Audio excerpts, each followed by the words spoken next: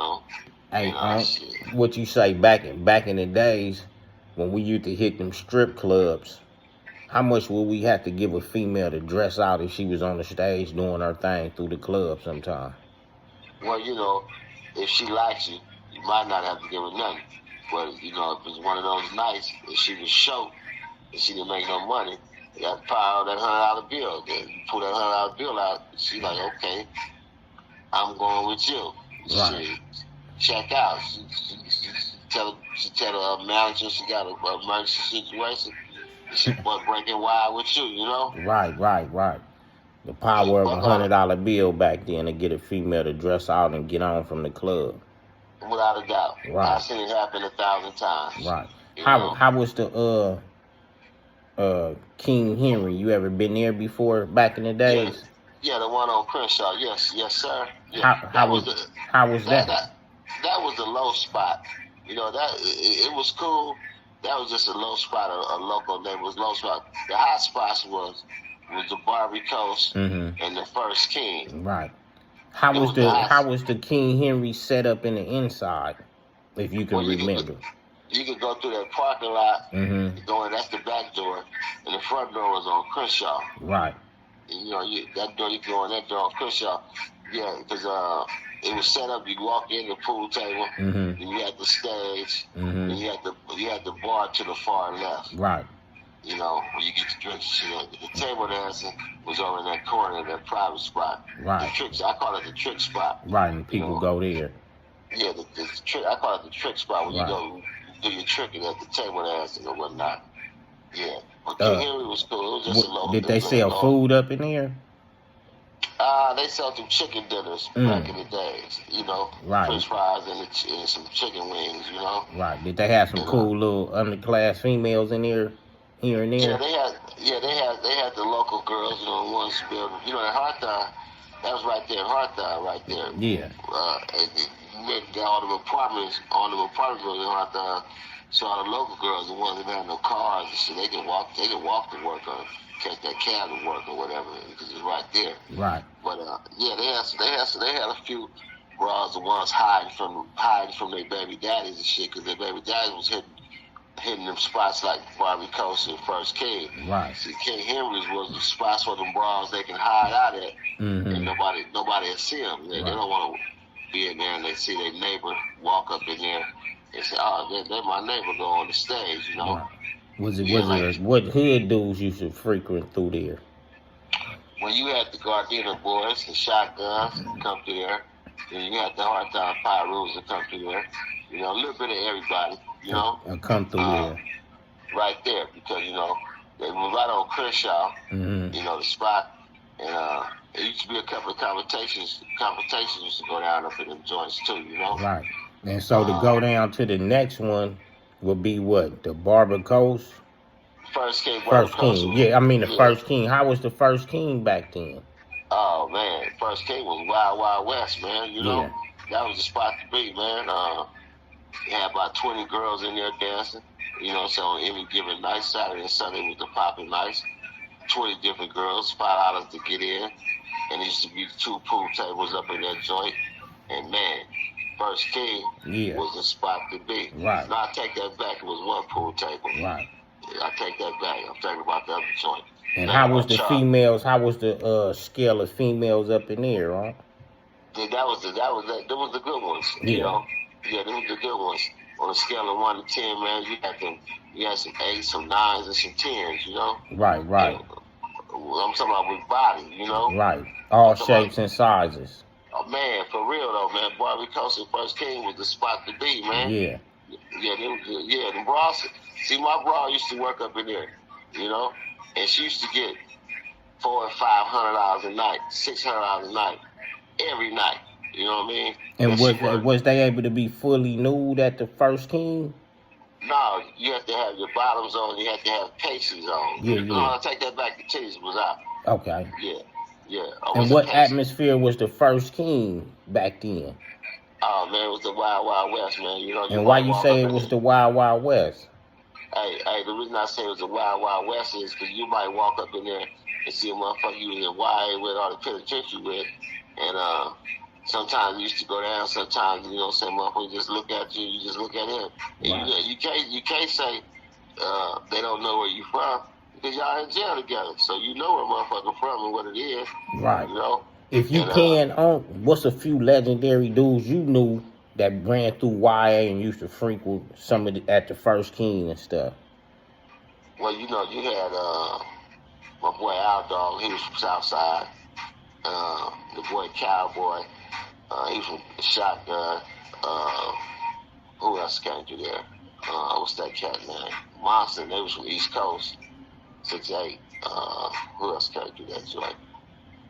Dale Dog, you know, Right. Main Street. Him and his brother Kool-Aid and them, they used to come through that joint. Right. I seen Mike Deception in the wheelchair up in there, you know. Yeah. That's the one at the grand jury. Rappers, Mike Deception. Right. Who else came to that joint? I live with everybody, man. You know, Right. Sleep from 60s. Sleep from 60s. Who else came to that joint, man? Little everybody. Yeah, man, live with everybody, man. So the next strip club would be what from the First King, no? Well, across the street was the Barbie Coast.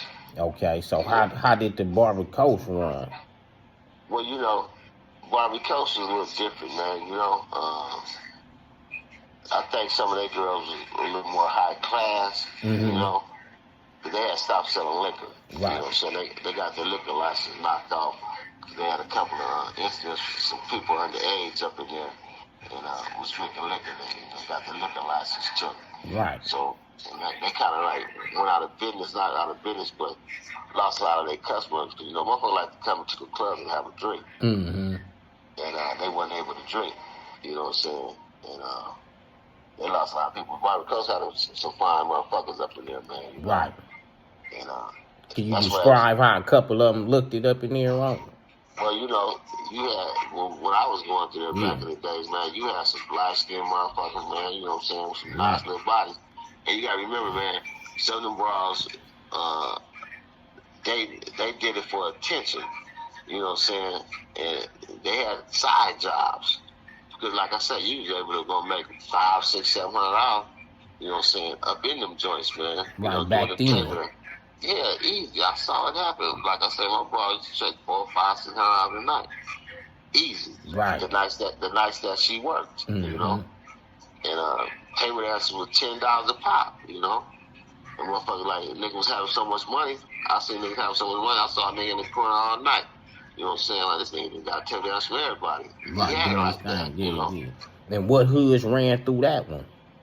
Well, you know that you had a lot of Pyrus, you know, Shotgun. You gotta remember Pyrus, West Side Pyru up the street. Right. You know, and Centerview Pyrus, Shotguns, you know, came through that motherfucker. They came up Road Square, you know. Mm-hmm. You had a lot of rips in there too, you know. Right. Niggas came from far as Long Beach. You know what I'm saying? The visit these spots.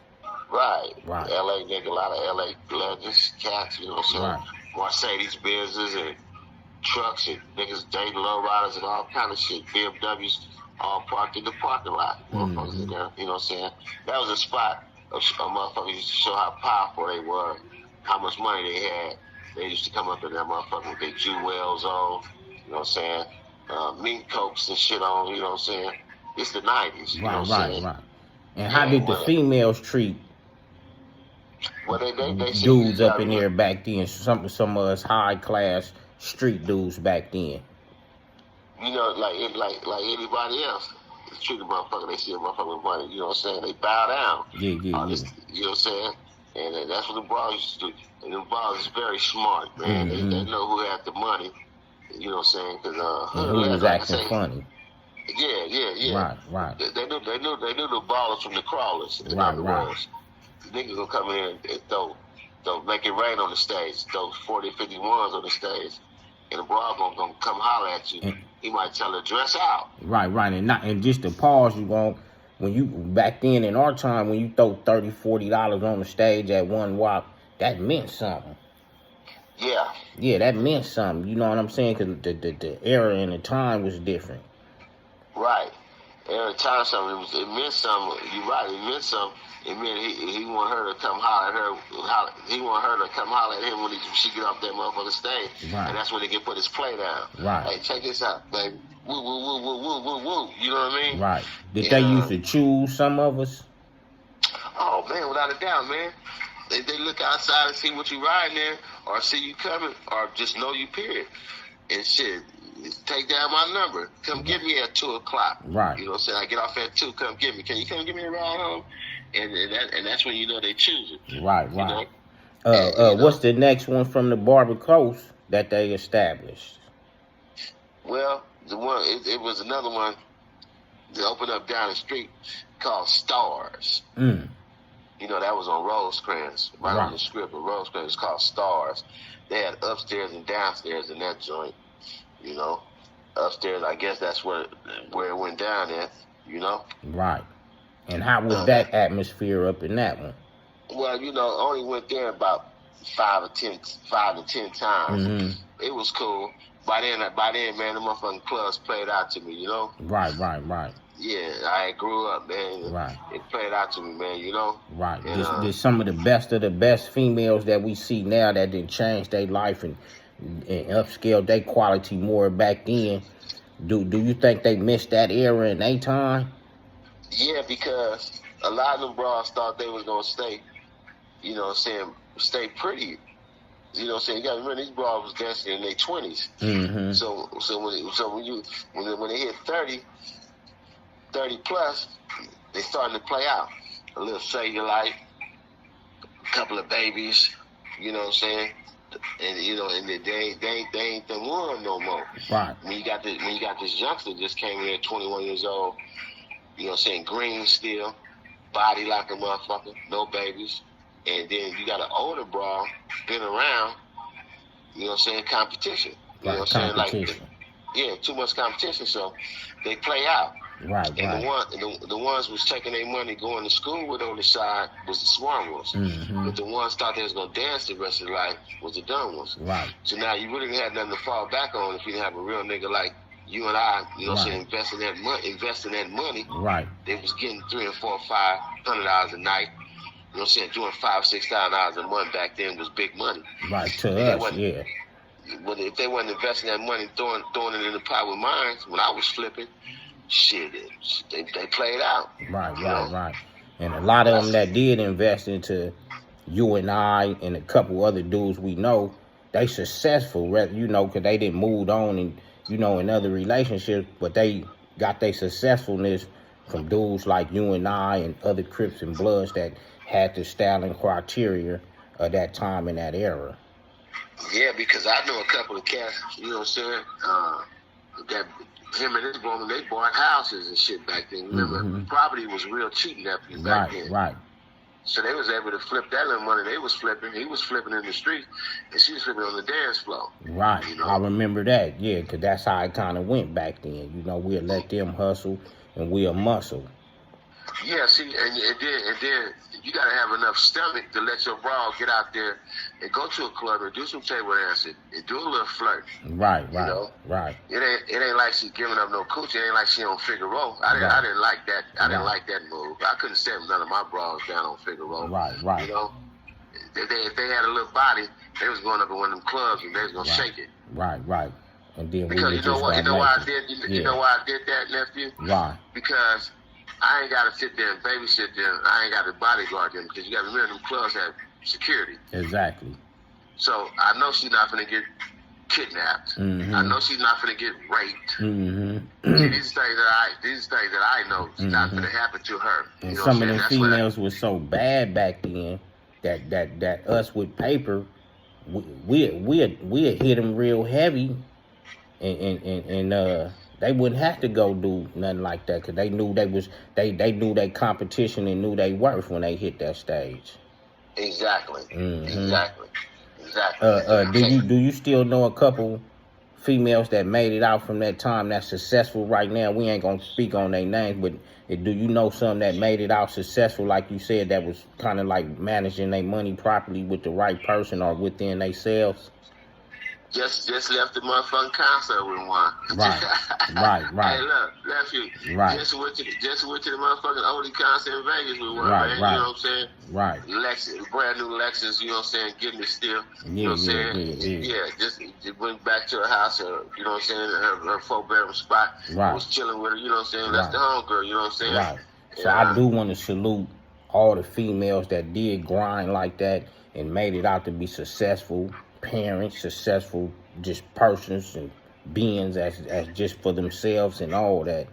Unc, I want to appreciate you, you know, chopping it up, you know, running us through them strip clubs at that time, man. And we're going to catch it up on the next segment, man, and run it up about something else, man. Yes, sir. Without a doubt, man. Without a doubt.